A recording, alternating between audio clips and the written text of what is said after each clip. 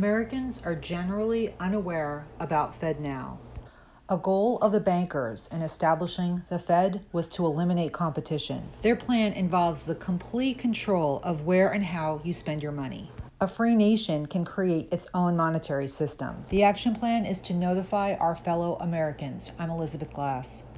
We're in the middle of this banking crisis, and the Fed says that it's ready to launch its FedNow system, which shares goals with CBDC. It doesn't use cryptocurrency or distributed ledger technology, but it has been advanced as a complement, if you will, to central bank digital currencies. And many are saying that this is a precursor, that this will precede a CBDC. So firstly, help us understand what FedNow is exactly. Well, it is a settlement system for transactions, for financial transactions, that is offered by the Fed and run by the Fed.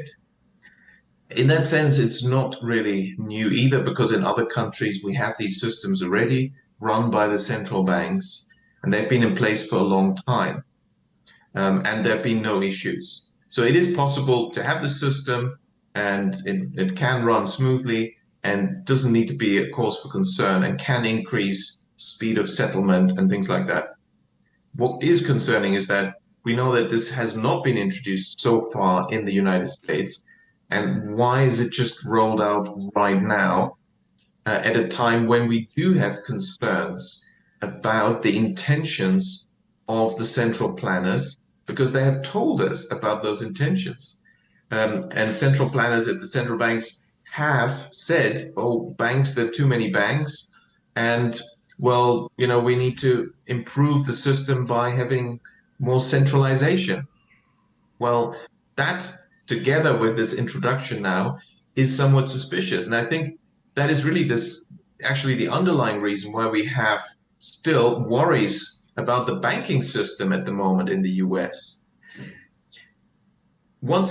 If you have the central bank on your side as a bank, and in general the banking system, then it's rare that you have bank runs. But I think what people have realized is, well, hang on, there's a conflict of interest. The central bankers want to compete against banks. So we can't really trust them anymore to really take the benevolent, policies that are good for society and create stability. Maybe there's a different agenda. Maybe it's all about rolling out their central bank digital currency. And you see, that's why this is, a genuine concern. And really, the central planners, the burden is on them to demonstrate that they actually have everyone's benefit and welfare at heart. We haven't seen much evidence of that.